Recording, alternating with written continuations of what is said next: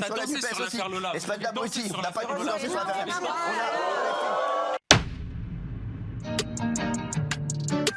Mousse, mousse, est là pour mettre en lumière les mauvaises personnes, les fous, fous. Faites entrer les gros tarés, de savoir elle vous éclabousse, mousse. Mettez-vous à l'aise car là, on va se régaler, mousse. Abonnez-vous et likez si vous avez kiffé. Ouais, c'est Mousse, bienvenue aujourd'hui pour une nouvelle vidéo et j'espère que tout le monde va bien. Aujourd'hui, messieurs, dames, pas de surprise, on se retrouve pour la partie 2 sur l'émission TPMP. Dans la première partie, on a un petit peu revu l'histoire, les polémiques autour de l'émission, mais aujourd'hui, on va être un petit peu plus précis, on va se concentrer sur un domaine et surtout sur une question. Est-ce que l'émission Touche pas à mon poste, c'est politisé? Alors c'est vrai qu'on peut se dire comment une émission qui parle de l'actualité médiatique a pu se politiser. Alors c'est vrai que l'émission parlait de l'actualité médiatique. Au début, elle en parle toujours, mais beaucoup moins. Et vous allez voir qu'il y a pas mal d'éléments qui laissent à penser que l'émission s'est politisée au fil du temps. Avant de partir pour cette partie 2, c'est le moment de soutenir la chaîne et moi-même en mettant votre plus gros pouce bleu, votre meilleur commentaire. On n'oublie pas de s'abonner et d'activer la cloche de notification pour pas rater les prochaines vidéos.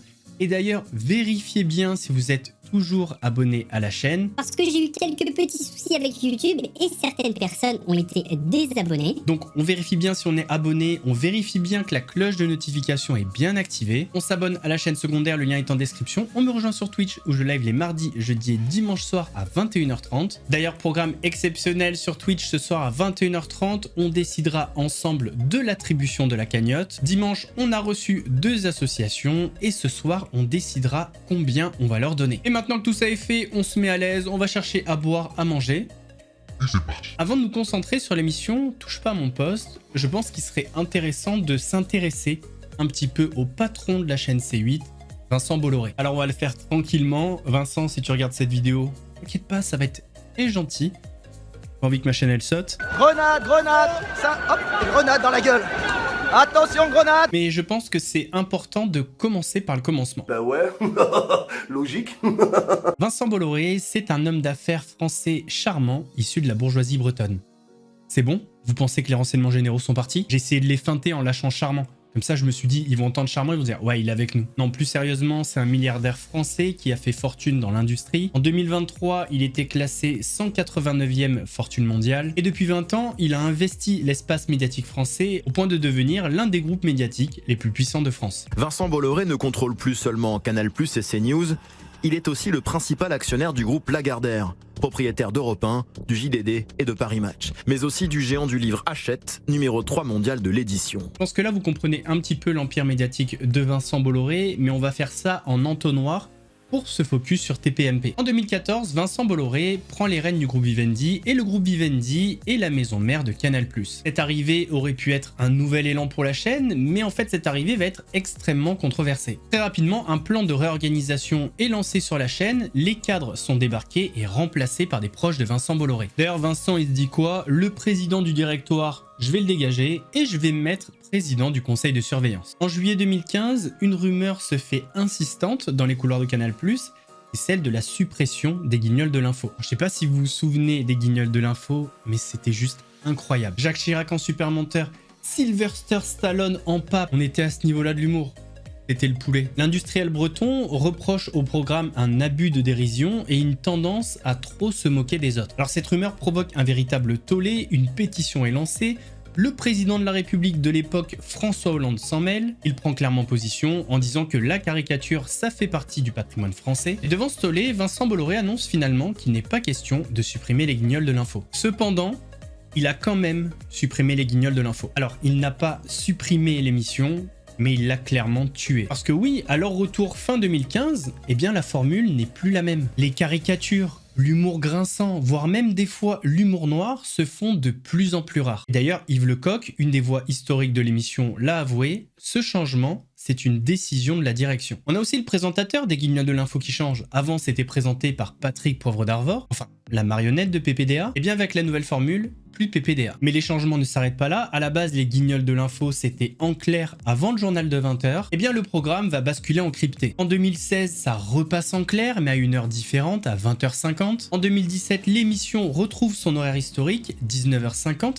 Mais le temps d'émission est réduit, il passe de 7 minutes à 4 minutes. Rendez-vous compte, en 2014, les Guignols de l'info, c'est 1,8 million de téléspectateurs. En septembre 2017, c'est seulement 200 000. Tous les choix ont été faits pour tuer l'émission. Et d'ailleurs, petite information importante, il y avait pas mal de rumeurs qui sous-entendaient que tous ces changements dans les Guignols de l'info ont été faits pour favoriser Nicolas Sarkozy à la présidentielle de 2017. Parce que les observateurs ont remarqué que depuis le changement de formule, on parlait beaucoup moins de Nicolas Sarkozy et beaucoup plus des autres. L'arrivée de Bolloré sur Canal, c'est aussi la quasi-disparition des émissions d'investigation. Il avait d'ailleurs interdit personnellement un documentaire qui s'appelait Évasion fiscale, une affaire française. Et dans ce numéro de spéciale investigation, on devait parler d'une filiale du Crédit Mutuel. Sauf que le patron du Crédit Mutuel, Michel Lucas et Vincent Bolloré sont amis, donc vous l'avez compris, le numéro ne sortira jamais. Vincent Bolloré s'est imposé dans l'espace médiatique par la force. À chaque fois qu'il a pris un média, c'est parti en barigoule. Sur iTélé, maintenant appelé CNews,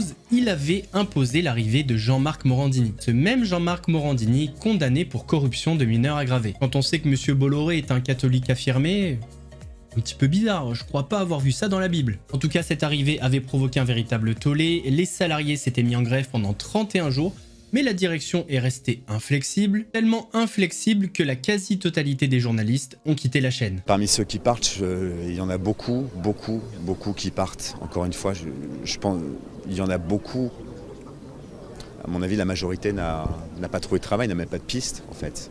C'est un choix douloureux. Côté Canal+, on en a déjà parlé, ils ont viré le responsable des sports, ils ont arrêté les guignols, le zapping, etc. etc. Au JDD, c'est l'arrivée d'un rédacteur en chef proche d'Éric Zemmour et de Marion Maréchal Le Pen. Il s'appelle Geoffroy Lejeune, il était le directeur de la rédaction du magazine Valeurs Actuelles, un magazine historiquement très à droite. Enfin, les polémiques autour de Vincent Bolloré, notamment dans les médias, on pourrait en parler pendant des heures, on pourrait même faire une vidéo là-dessus carrément. Alors je pourrais la faire, mais bon, ma chaîne va sauter, donc je sais pas, je vais y réfléchir. Mais grosso modo, ce qu'il faut comprendre, c'est que son arrivée médiatique, ça s'est fait par la force. Enfin, grosso modo, soit il a licencié les anciennes équipes, soit il les a poussées vers la sortie, et le but c'était de placer ses gars. Et souvent ça a donné lieu à des grèves. Le système Bolloré dans les médias, c'est un système de la pensée unique. Alors ce qu'il faut comprendre, c'est que Vincent Bolloré a une image désastreuse dans les médias en général, sauf ces médias et les médias d'extrême droite. En fait, globalement, il est vu comme un frein à l'indépendance des rédactions, et il est vu surtout comme une menace pour la démocratie. Ah, c'est ce que je vous disais avant, hein, le coup de la pensée unique, forcément c'est une menace pour la démocratie. Quand tu t'entoures que de personnes qui pensent comme toi, ça sent pas bon. Et alors, comment pense Vincent Bolloré? Est-ce qu'il est impliqué politiquement? C'est la question que va lui poser une députée de la France Insoumise en mars 2024. En effet, la commission d'enquête de renouvellement des fréquences TNT a décidé d'auditionner Vincent Bolloré. Monsieur Éric Zemmour, que vous avez personnellement choisi d'installer à l'antenne de CNews, a déclaré sur LCI le 19 janvier 2022 à votre sujet, je cite: pour en avoir discuté avec lui, Vincent Bolloré est très conscient du danger qui nous guette, du danger de civilisation, du danger de remplacement de civilisation. Menez-vous une mission politique à travers votre groupe médiatique, premièrement. Deuxièmement, la programmation des nombreux programmes religieux, quasi exclusivement dédiés au catholicisme, serait-elle purement fortuite et sans aucune portée idéologique? Moi, je vous l'ai dit tout à l'heure, je suis démocrate chrétien. Alors, démocrate, qu'est-ce que ça veut dire? D'abord, ça veut dire que je suis à respecter les élus de la nation. Voilà, je suis pour la démocratie. Et puis après, il y a le mot chrétien, qui est pas un vilain mot. La chrétienté, c'est la charité, c'est l'espérance. Mamadou, ouais, viens voir. Tu vois là-bas, de l'autre côté de la mer? Ouais, tu fais encore 5000 km? Je t'ai déposé un petit colis de manche chez toi.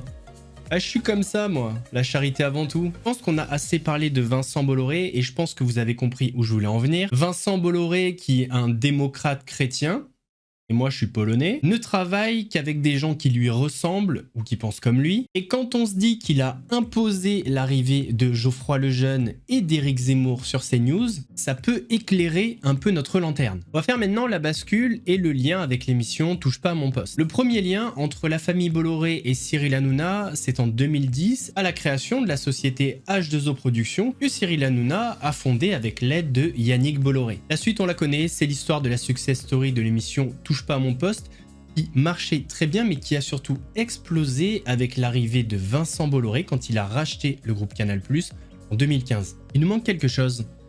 Qu'est-ce que pense Cyril Hanouna de Vincent Bolloré? Là, c'était en 2015 et le groupe Canal venait d'être acheté par Vincent Bolloré. On lit beaucoup de choses sur Vincent Bolloré ces derniers temps. On en parlait au début de cette émission puisqu'il s'est exprimé sur sa stratégie pour Canal. C'est une bonne nouvelle qu'il soit arrivé? Ah, c'est une très bonne nouvelle. C'est une très bonne nouvelle pour le groupe.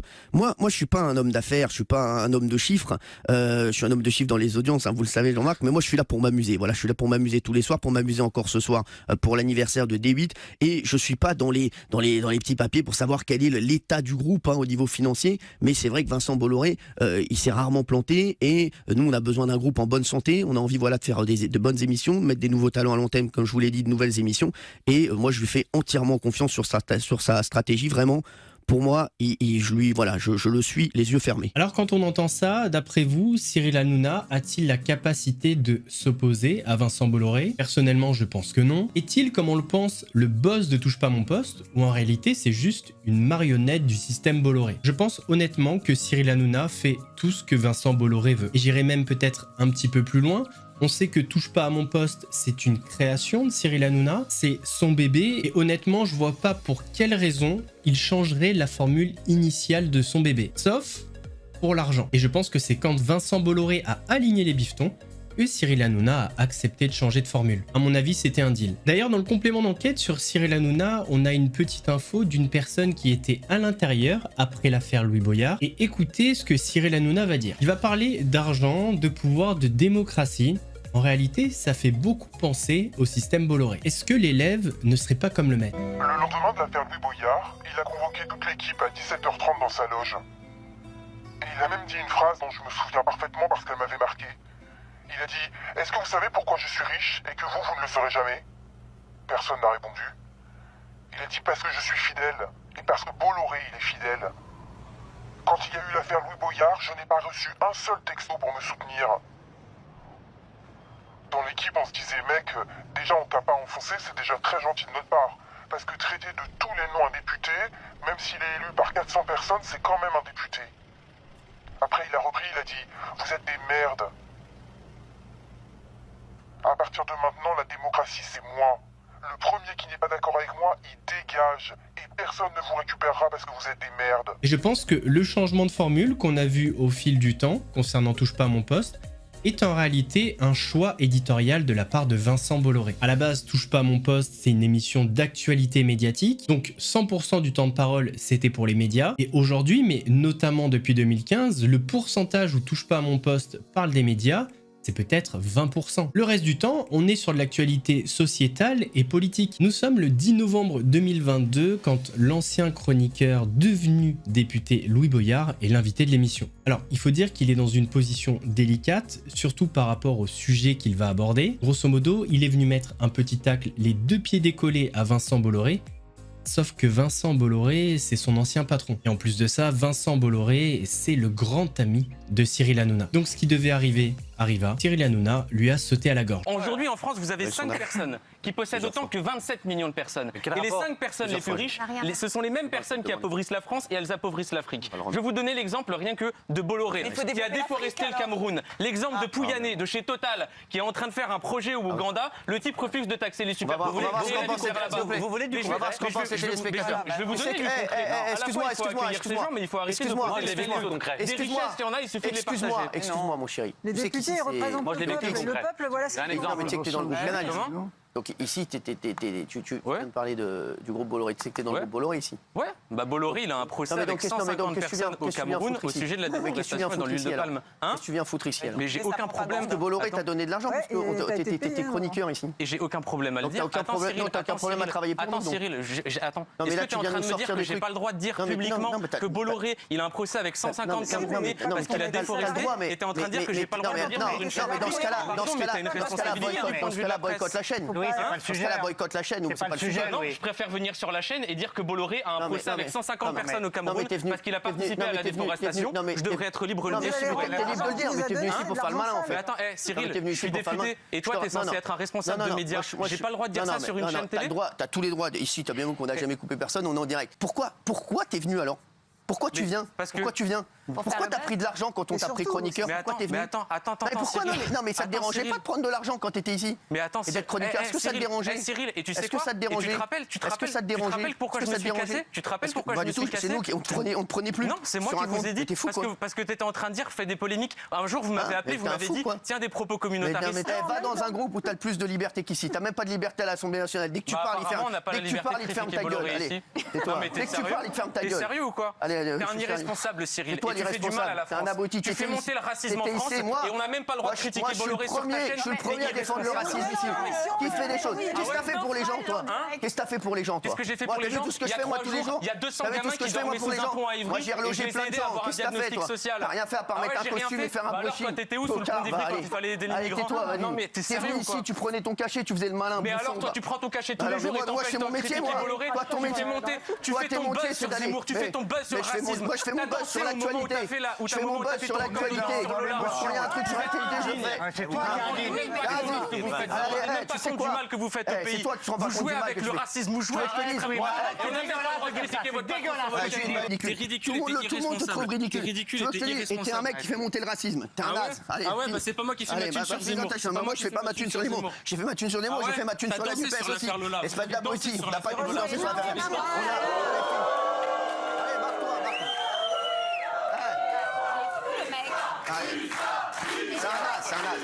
Désolé pour cet extrait un petit peu long, mais je pouvais pas du tout vous rapporter ce qui a été dit. Rappelons qu'à la suite de cette séquence, l'Arcom a condamné C8 à une amende record de 3,5 millions d'euros. Je pense que pour bien répondre à la question, est-ce que Touche pas à mon poste s'est-elle politisée, il faut pas tomber dans un piège. Et ce piège, c'est d'associer certaines idées à des partis politiques. Je vous parle personnellement, mais après ma vidéo sur Benoît Saint-Denis, certains m'ont catalogué à l'extrême droite. Puis après ma vidéo sur Mila, certains m'ont traité d'islamo-gauchiste. Alors personnellement, mes idées sont guidées par aucun prisme politique.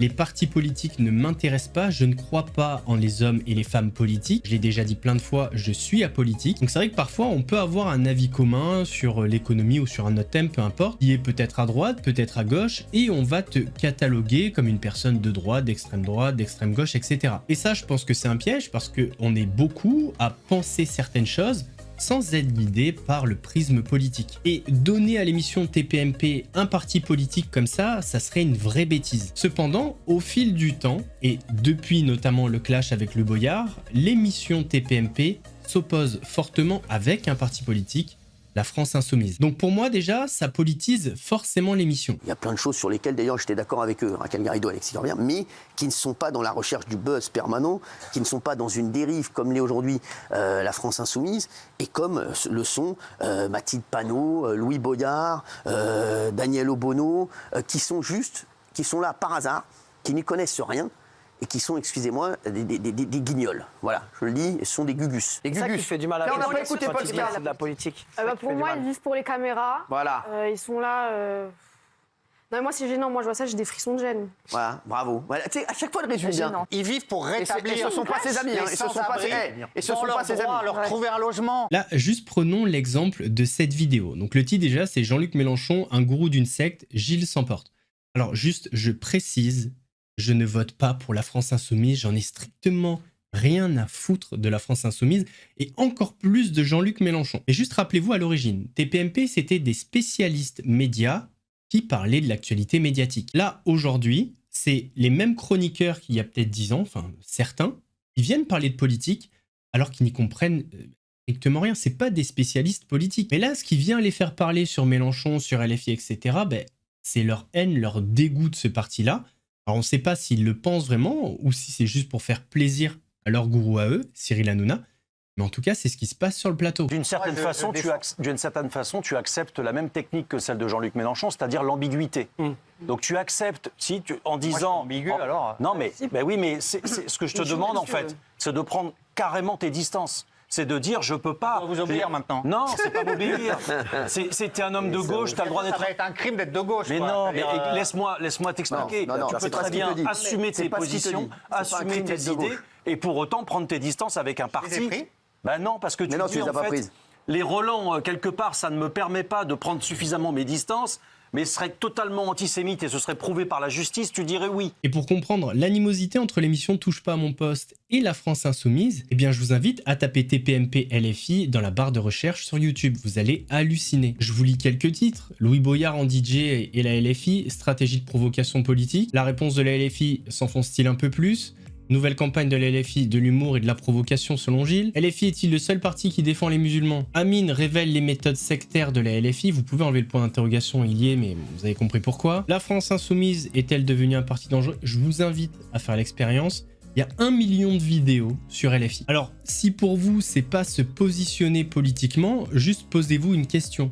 À qui profite ce clash? Parce que cette campagne de dénigrement permanente contre la France Insoumise a forcément un impact. Et à qui elle profite selon vous? Et s'il est fort possible que Cyril Hanouna n'a pas de colonne vertébrale politique, c'est beaucoup moins évident pour le propriétaire de la chaîne, Vincent Bolloré. Cyril Hanouna a de l'audience et Vincent Bolloré a des idées. Le patron de la chaîne, qui est conservateur, identitaire et réactionnaire, va se servir de l'émission Touche pas à mon poste pour faire l'apologie de certaines idées et faire la promotion de certaines personnalités politiques. De toute façon, c'est très simple, partout où Vincent Bolloré est passé, la ligne éditoriale a changé. Toutes les rédactions ont changé de direction et ont été obligées de suivre les volontés du milliardaire breton. Et même si TPMP c'est un énorme carton, TPMP a accédé au sommet grâce à Vincent Bolloré. Ça marchait bien avant, mais si c'est arrivé à son prime, c'est grâce à Vincent Bolloré. Donc l'émission Touche pas à mon poste, c'est aussi son bébé. De toute façon, personne ne résiste à Vincent Bolloré. Et d'ailleurs, c'est lui qui avait forcé pour l'arrivée de Éric Zemmour sur CNews,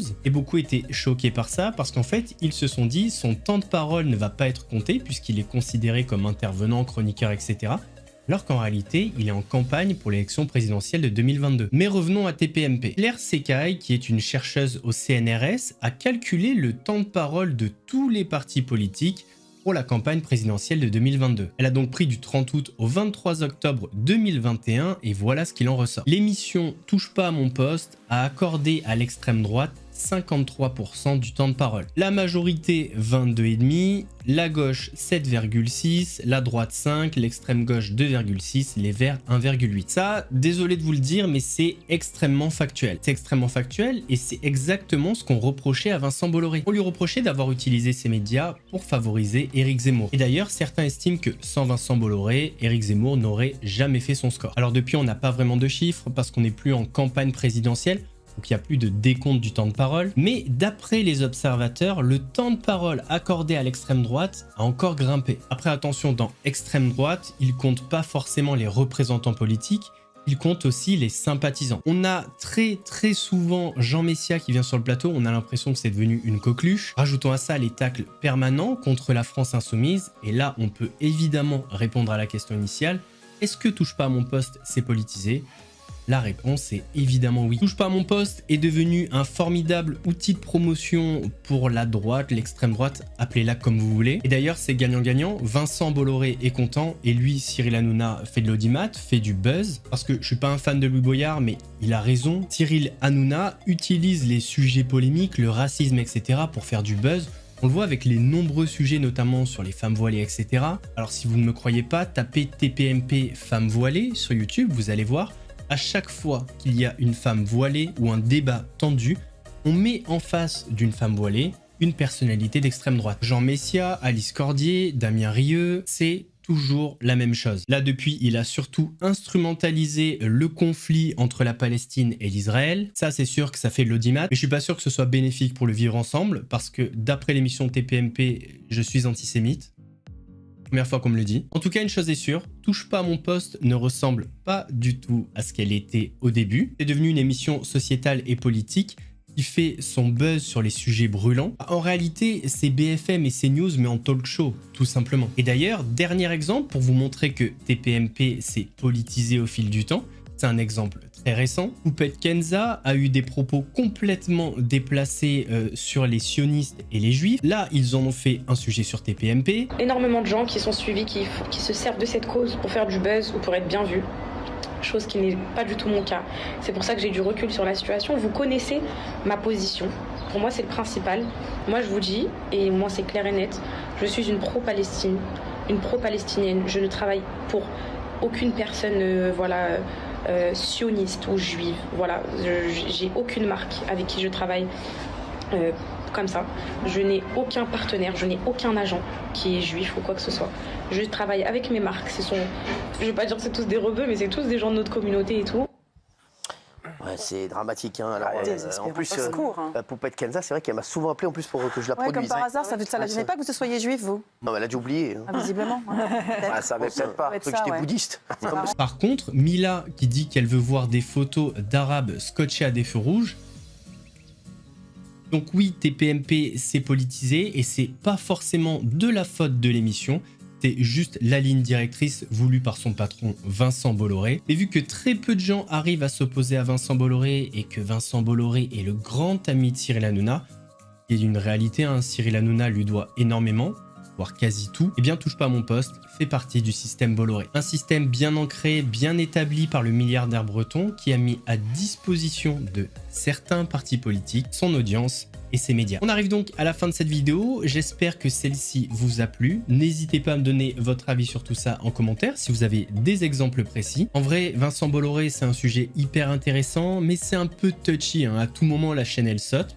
On verra. On n'oublie pas de s'abonner en activant la cloche pour pas rater les prochaines vidéos. On me rejoint sur Twitch où ce soir on va faire l'attribution de la cagnotte. Très important à 21h30. On n'oublie pas de s'abonner à la chaîne secondaire, le lien est en description. Et nous, on se retrouve vendredi pour une nouvelle vidéo. Je connais pas encore le sujet, enfin peut-être. En attendant, prenez soin de vous. Mousse vous salue.